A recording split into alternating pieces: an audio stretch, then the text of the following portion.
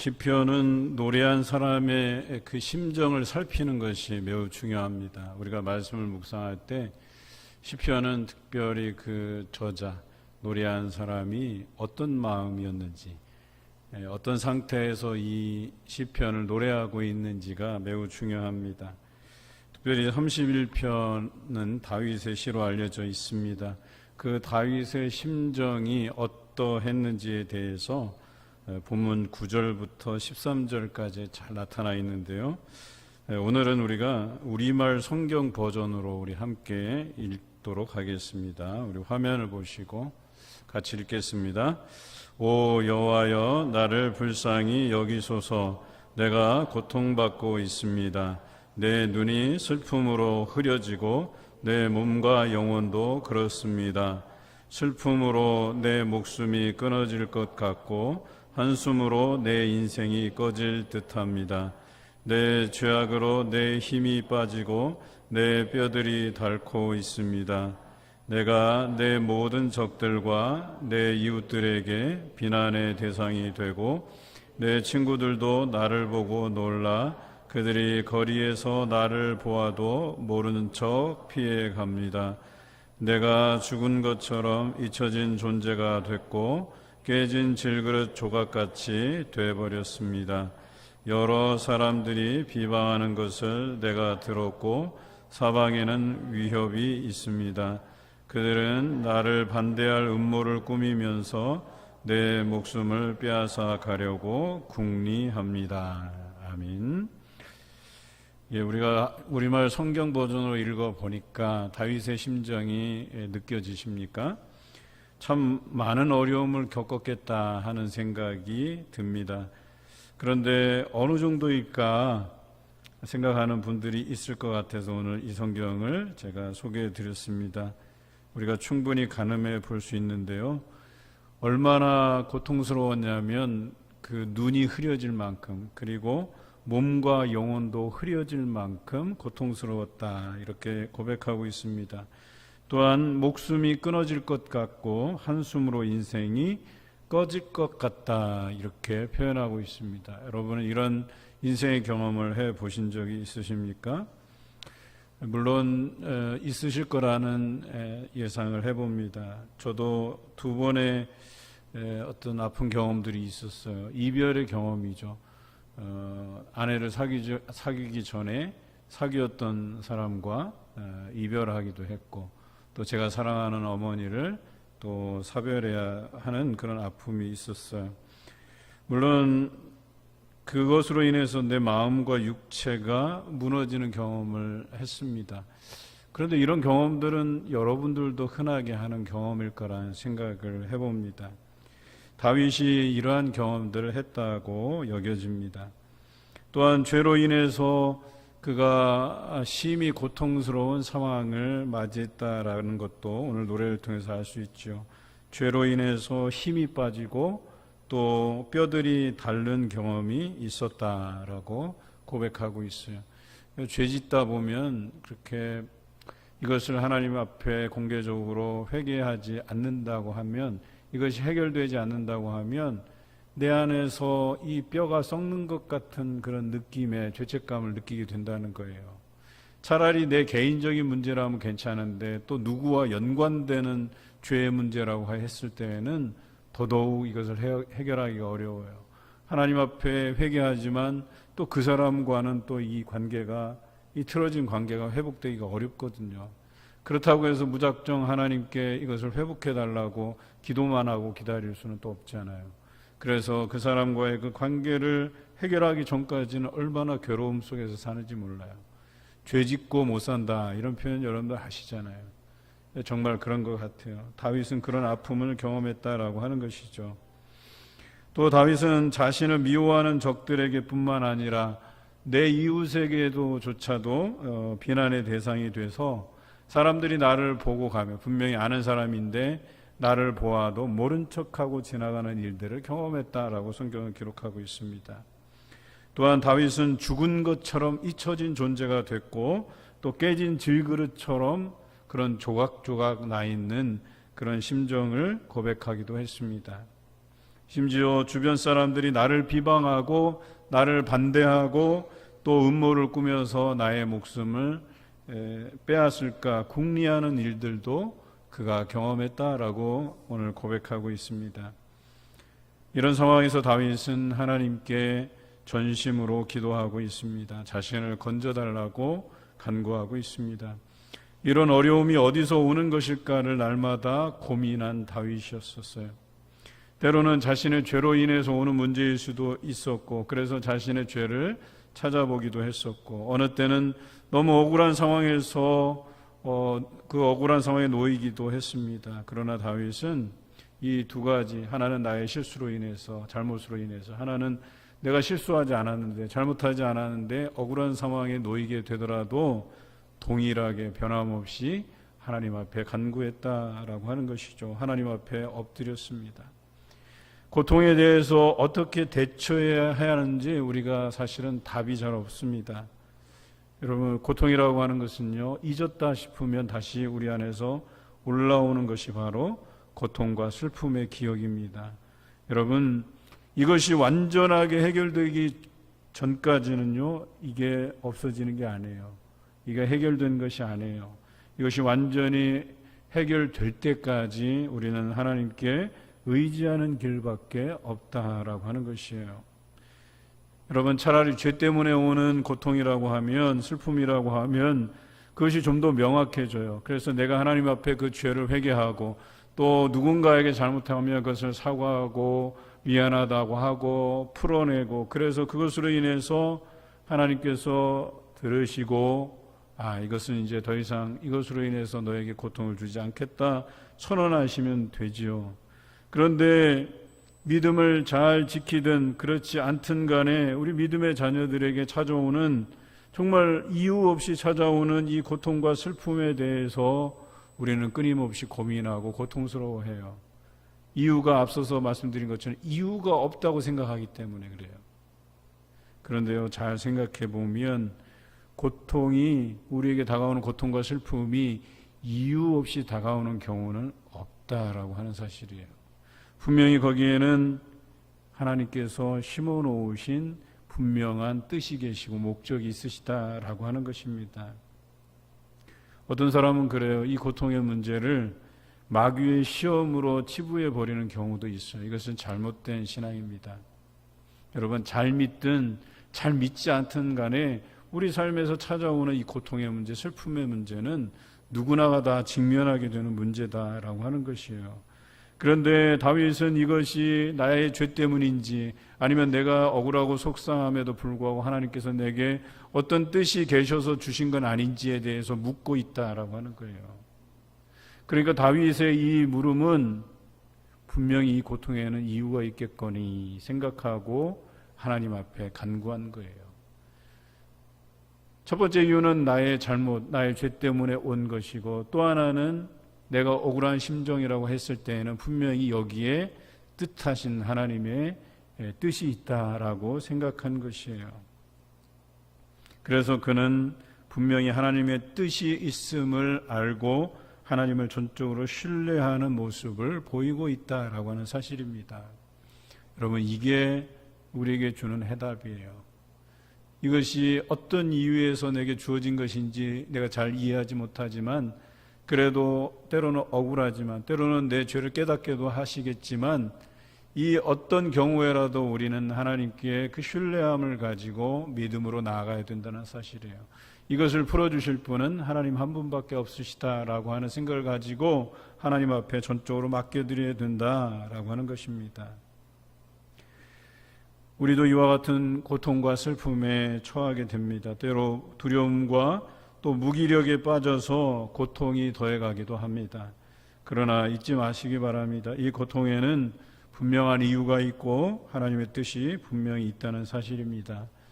때로 이 고통으로 인해서 분노하고 내가 떨고 울부짖을 때도 있을 것입니다. 하지만 하나님을 신뢰하고 눈물로 호소하며 기도함으로 하나님의 뜻을 아름답게 이루어 가시길 인내하며 기다리는 성도가 되시길 주님의 이름으로 기원합니다. 오늘 본문 1절부터 6절까지가 다윗이 하나님께 간구하는 기도가 기록되어 있습니다. 똑같이 우리 화면을 보시고 우리말 성경 버전으로 함께 읽겠습니다. 오 여호와여, 내가 주를 신뢰하오니 내가 결코 수치를 당하지 않게 하소서. 주의 의로 나를 건져내소서. 주의 귀를 내게 기울이시고 하루속히 나를 구해 주소서.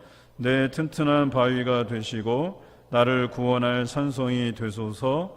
주는 내 반석이시요 내 요새이시니 주의 이름을 위해 나를 이끄시고 인도하소서. 주는 내 힘이시니 그들이 나를 잡으려고 몰래 쳐놓은 그물에서 나를 끌어내소서. 주의 손에 내 영을 맡깁니다. 오 여호와 진리의 하나님이여, 나를 구원하소서. 나는 헛되고 거짓된 것들을 섬기는 사람들을 미워했고 오직 여호와만을 믿고 있습니다. 다윗이 노래한 그 시편의 종합판이라고 볼 수 있습니다. 지금까지 다윗은 여러 가지 어려움을 만났어요. 우리가 읽은 시편들이 참 많은 시편들이 그 어려울 때, 환난을 당할 때, 절망 속에서, 어려움 속에서, 고통 중에서, 슬픔 중에서 부르는 찬양들이 많았습니다. 그런데 여기에 한결같이 다윗이 노래한 것이 있어요. 그것은 바로 하나님께서 나의 든든한 바위가 되신다. 하나님께서 나의 구원의 산성이시다. 반석이시다. 요새이시다. 또 힘이 되신다라고 고백하고 있어요.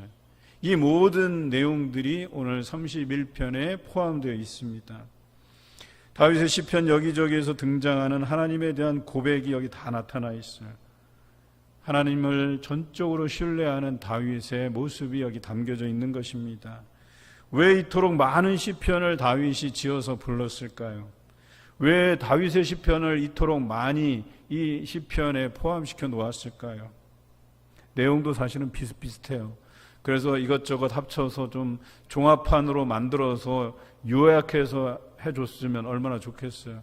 그런데 우리가 이렇게 31편까지 묵상해 오는 동안에 다윗의 시편이 다 거기서 거기 같고 비슷비슷하고 뭐 결론적으로 얘기하면 그 어려움 속에서 그가 하나님을 신뢰했다는 얘기 아닌가. 그리고 그 신뢰함 속에서 하나님께서는 그에게 응답해 주셨다는 이야기가 아닐까. 이게 맞아요. 그런 내용이에요. 그런데 왜 이런 많은 시편들이, 이 비슷비슷한 내용들이 계속해서 등장하는 것일까요? 여기서 우리가 잊지 말아야 될 게 있어요. 다윗은 그 수많은 어려움 속에서 이 시편이 같은 상황은 아니라는 거예요. 그때그때마다의 상황 속에서 어려움이 분명히 있었던 것이 분명한데 한 번도 빠짐없이 다윗은 그가 자기 죄로 인한 어떤 어려움 속에서도 마찬가지고 자기가 속상하고 억울한 상황에서 당하는 그 고통과 슬픔 속에서도 하나님에 대한 신뢰를 저버리지 않았다는 거예요. 그래서 다윗의 시편이 여기 많이 포함되어 있다는 거예요. 우리가 이 많은 시편들을 읽어가면서 또 비슷비슷한 것 같지만 그 여러 가지 고통 안에서 그가 아주 일관되게 하나님께 대한 그 신뢰를 저버리지 않고 있다는 모습, 우리가 이것을 기억하자라고 하는 것입니다. 고통을 만날 때 인간적인 감정을 우리가 어떻게 다스려야 되는가가 중요합니다. 하나님을 신뢰한다는 것은요, 온갖 인간적 감정들을 다스려 달라는 기도가 됩니다. 여러분, 그때그때 당하는 그 고난으로 인해서 우리의 인간적인 감정들이 그때그때 달라요. 어쩔 때는 굉장히 복잡 미묘해요. 또 같은 일을 당하면 왜 또 내가 이런 일을 경험하게 될까? 이 문제는 그전에 내가 해결받은 문제가 아닐까? 이런 복잡한 신경들이 우리 안에 있다라고 하는 거예요. 그런데 중요한 것은 하나님께서 이 비슷한 경험들을 통해서 우리에게 요구하는 삶이 무엇이냐? 우리의 인간적인 복잡한 감정들을 단순화시키라고 얘기하는 거예요. 이것도 저것도 또 어제 경험한 거, 오늘 경험한 거, 더 과거에 경험한 거, 앞으로 우리가 경험할 것들, 이런 모든 것들이 다 뭐예요? 우리가 단순하게 대처해야 된다라고 하는 것을 우리에게 알려주시기 위한 거예요. 여러분, 우리가 인간적인 방법을 한다 해서 이것이 해결되는 것이 아니라면 하나님 앞에 신뢰함을 가지고 맡겨드리는 것이 중요하다는 거예요. 단순화시켜야 된다는 거예요. 복잡하게 해석하고 복잡하게 풀어가려고 할 필요가 없는 거예요. 이것이 하나님께서 주신 고난이라면 하나님께서 풀어주실 것을 믿고 신뢰하고 믿음으로 기도해야 된다라고 하는 거예요. 다윗은 그런 작업을 한 거예요. 그 어려운 상황을 만날 때마다 다윗이 고백한 것은 하나님은 나의 반석이시오, 요새이시오, 산성이시오, 나의 힘이 되시오, 나의 능력이 되신다. 이 고백밖에 없었다니까요. 그런 하나님께서 나의 고민을 들어주실 것이고 응답해 주실 것이고 해결해 주실 것이다. 이 고백만이 있었다라고 하는 것입니다. 여러분, 복잡한 문제일지라도 우리는 그것을 믿음으로 단순화시켜야 돼요. 이건 믿음의 문제구나. 하나님 앞에 신실하게 이 믿음을 가지고 나가면 해결되겠구나 라고 하는 그 믿음을 가지고 살아가야 된다라고 하는 것입니다. 그러면 본문 7절과 8절의 말씀처럼 우리에게 응답하시는 하나님을 경험하게 됩니다. 우리 함께 읽어보겠습니다. 내가 주의 인자하심을 기뻐하고 즐거워할 것입니다. 주께서 내 고통을 보셨고 내 영혼의 고뇌를 아셨기 때문입니다. 주께서 나를 적들의 손에 넘겨주지 않으셨고 넓은 곳에 내 발을 세우셨습니다. 아멘. 다윗은 신실하게 자신을 사랑하시는 하나님을 인하여서 자신이 결국에는 즐거워하게 될 것이다, 기뻐하게 될 것이다 라고 고백하고 있어요. 물론 이것은 과거의 경험을 의존한 것이기도 해요. 현재 또한 믿음이 포함된 것이기도 합니다. 과거에 하나님께서 함께 해주셨듯이 오늘의 이 문제도 함께 하나님께서 해결해 주실 것이다 라는 그런 고백이 담겨져 있죠. 하나님께서 내 고통과 영혼의 그 고뇌를 아시고 계심을 확신하고 있습니다. 다른 사람은 몰라 볼지라도, 다른 사람은 몰라줄지를 몰라도 하나님께서는 이 문제를 아시고 계시다라고 하는 이 고백을 드린 거예요. 세상이 알아주지 못해도 하나님은 이것을 알아주실 것이다 라는 이런 확신을 가지고 있는 것이죠. 여러분, 욥이 당한 고난에서 욥을 그래도 사랑했던 아내가 그것을 이해해 줄 줄 알았어요. 그런데 욥의 아내는 그것을 이해하지 못했죠. 욥이 당하는 그 어려움, 그 고통에 대해서 뭐라 그랬습니까? 차라리 하나님을 욕하고 죽으라, 이렇게 저주의 이야기를 하게 돼요. 여러분, 사랑하는 아내도 나의 고통을 알지 못할 때가 있습니다. 그런데요, 우리 하나님께서는 나의 고통을 너무나도 잘 이해하고 계신 분이시다라고 하는 것을 우리 잊지 마시기 바랍니다. 결코 하나님께서는 오늘 다윗의 고백처럼 우리들을 적군의 손에, 사단의 손에 넘기실 분이 아니시다라고 하는 것입니다. 오히려 우리를 넓은 곳에 내 발을 세우듯이 나에게 구원을 경험케 하시는 그런 하나님을 기억해야 된다라고 하는 것입니다. 다윗처럼 우리도 그와 같은 신실한 믿음으로 인내할 때 하나님께서 사탄에게 우리를 넘겨주지 않고 오히려 넓은 곳에 내 발을 세우게 되는 그런 경험을 하게 하실 줄로 믿습니다. 고통과 슬픔에 내 영혼마저 던져지게 버려두지 아니하시고 결국에는 우리로 하여금 기쁘고 즐겁게 하시겠다라고 하는 것입니다.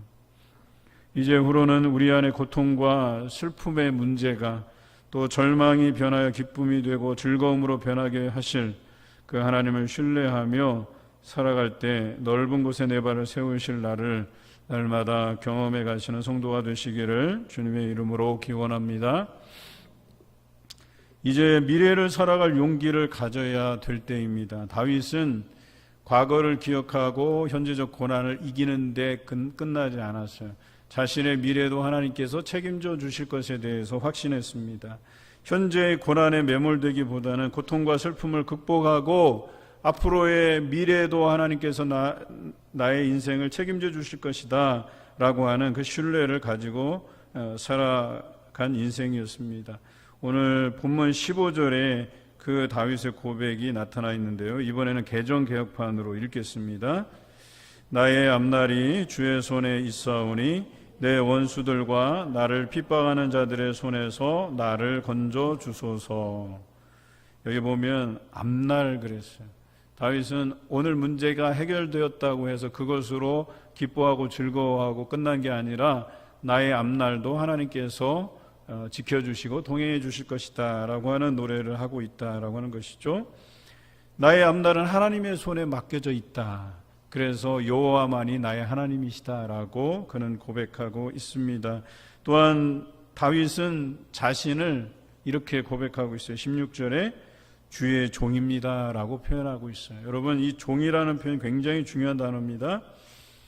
신약 성경에 보면 그리스도인이라고 하는 뜻을 가진 네 가지 헬라어가 있어요. 굉장히 중요한 건데요. 첫째는 리오스라는 단어입니다. 이것은 하나님의 백성이라는 뜻이에요. 둘째는 디아코노스라는 단어인데요. 이 디아코노스라는 단어는 섬기는 자라는 뜻이에요. 세 번째는 둘로스라는 뜻이에요. 오늘 이 단어가 굉장히 중요하거든요. 이 둘로스라는 단어가 바로 노예라는 뜻이에요.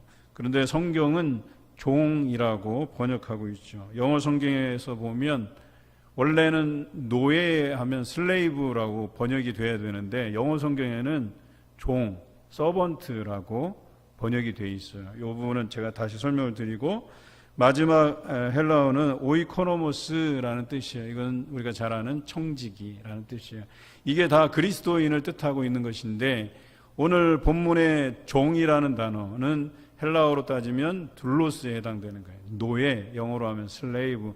그런데 왜 서번트로 번역했나? 미국에서는 흑역사가 있어요. 노예 제도죠. 그래서 노예라는 단어를 잘 안 씁니다. 그래서 원래 번역으로 하면 슬레이브가 맞는 번역인데, 대다수의 그 둘로스는 서번트로 번역하고 있어요. 그래서 우리가 서번트 리더십에 대해서 많이 듣잖아요. 서번트 이런 표현들을 많이 듣는데 슬레이브는 굉장히 좀 생소하실 거예요. 그런데 원래 번역은 슬레이브가 맞아요. 노예라는 뜻이에요. 여러분, 노예라는 것은 무엇을 의미합니까? 주인이 있다 이런 뜻이에요. 노예는요, 그 주인이 시키는 대로만 해야 되는 게 노예라고 하는 거예요. 그런데 오늘 이 주의 종이라는 표현에 사용된 히브리어 에베드라는 단어는요, 바로 이 슬레이브, 노예를 뜻하는 단어예요.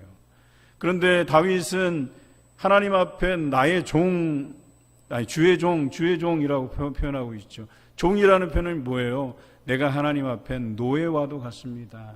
나의 인생의 주인은 하나님이십니다. 나는 주의 뜻대로 행하겠습니다. 라고 하는 이 고백과 다르지 않다는 거예요. 나의 뜻대로, 나의 고집대로 살지 아니하고 나의 주인이신 하나님 뜻대로 살겠다라고 하는 그 고백이 여기 담겨져 있는 것입니다. 이것이 슬레이브, 하나님의 노예라는 뜻이에요. 노예는 주인의 뜻대로 살아가는 것이죠. 우리가 새벽기도회 때 이사야서를 묵상할 때에 이와 비슷한 문구가 나옵니다.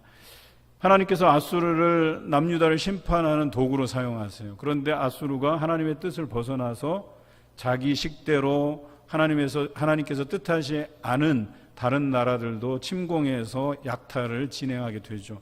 그럴 때 하나님께서 아수르에 대한 심판을 선언하게 되죠. 그때 주시는 말씀이 이사야서 10장 15절의 말씀입니다. 우리 화면을 보고 함께 읽겠습니다. 도끼가 어찌 찍는 자에게 스스로 자랑하겠으며 톱이 어찌 켜는 자에게 스스로 큰 채 하겠느냐? 이는 막대기가 자기를 드는 자를 움직이려 하며 몽둥이가 나무 아닌 사람을 들려함과 같음이로다. 여러분, 노예가 주인의 뜻대로 행한다 했잖아요. 하나님께서는 우리를 도구로 삼으셨다라고 하는 것입니다. 여러분, 그 도구가 그것을 다루는 분보다 클 수는 없잖아요. 그것을 다루는 그 사람의 뜻대로 해야 되는 거잖아요. 그 주인의 뜻대로 해야 되는 거잖아요. 그런데 이 도구인 아수르는 그것을 다루시는 하나님보다 더 큰 채 하였다라고 하는 거예요. 그래서 그가 하나님의 심판의 그 영역에 놓여졌다라고 하는 것을 이야기하는 것이에요.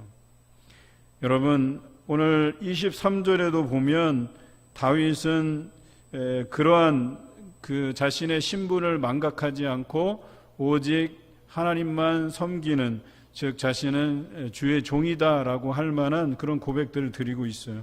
우리 23절을 함께 읽어보겠습니다. 너희 모든 성도들아 여호와를 사랑하라. 여호와께서 진실한 자를 보호하시고 교만하게 행하는 자에게 엄중히 갚으시느니라. 아멘. 다윗은 자기가 도구인 것을 망각하지 않았어요. 자기가 주의 종인 것을 망각하지 않고 하나님께 신실하게 하나님의 도우심을 바라고 전적으로 하나님만 의지했다라고 하는 것이에요. 그런데 그런 자를 하나님께서 사랑하시고 보호하시겠지만 도구임을 망각하는 자에게는 하나님께서 엄중히 갚아주시는 분이시다, 엄중히 갚으시는 분이시다라고 하는 것을 노래하고 있어요. 다윗은 자신의 미래가 하나님께 달려있고 또 하나님의 뜻대로 행할 것이고 또 하나님께 피하는 자들에게는 하나님의 놀라운 은혜가 임할 것임을 알고 있었습니다. 또 하나님께서 그들을 숨기시고 다툼을 면하게 하실 것을 확신하며 노래하고 있습니다. 또한 견고한 성에서 하나님의 놀라운 사랑을 경험하게 될 것임을 21절에서 노래하고 있습니다. 22절에서는 하나님께서는 여전히 자신의 간구를 들으실 것임을 그가 확신하고 있습니다. 그러기에 오늘 시편의 결론에 이르러 다윗은 이렇게 고백합니다. 여호와를 바라는 너희들아 강하고 담대하라. 여러분, 앞서 말씀드렸던 것처럼 다윗이 굉장한 고통을 당하고 있는 상황이라 그랬어요. 슬픔에 젖어 있을 만한 그런 상황에 처해 있었다라고 말씀드렸어요. 그런데 결론적으로 뭐예요? 우리가 간구할 때 하나님이 나의 요새이시오 산성이시오 나의 반석이시오 나를 도우실 힘이 되신다라고 고백드릴 때에 하나님께서 우리를 기쁨으로 즐거움으로 우리의 감정을 변화시켜 주시고 우리의 상황을 역전시켜 주실 것임을 믿고 있어요. 그러한 경험 안에서 미래도 하나님께서 그렇게 인도해 주실 것을 믿고 있다라고 하는 것이죠. 그래서 다윗은 오늘 시편의 결론에 이렇게 표현하고 있는 거예요. 여호와를 바라는 너희들아 강하고 담대하라. 여러분, 우리가 하나님을 믿는다라고 하는 것은요, 그냥 걱정하는 마음으로 조마조마한 마음으로 그것을 걸어가는 게 아니에요. 강하고 담대함으로 걸어가라 이야기하는 거예요. 내 안에 절망스러운 상황이 놓일지라도 강하고 담대하게 그것을 맞이하고 이겨가라고 말씀하시는 거예요. 그리고 다윗처럼 간절히 하나님은 나의 요새시고 산성이시고 반석이시고 나의 힘이 되신다, 나의 도움이 되신다, 나의 구원이시다라고 하는 것을 담대하게 고백드리라고 이야기하는 것입니다. 여러분 모두가 절망 가운데 하나님을 신뢰하며 인내할 때 우리에게 기쁨과 즐거움으로 응답하시는 그런 하나님을 날마다 경험하시기를 주님의 이름으로 기원합니다.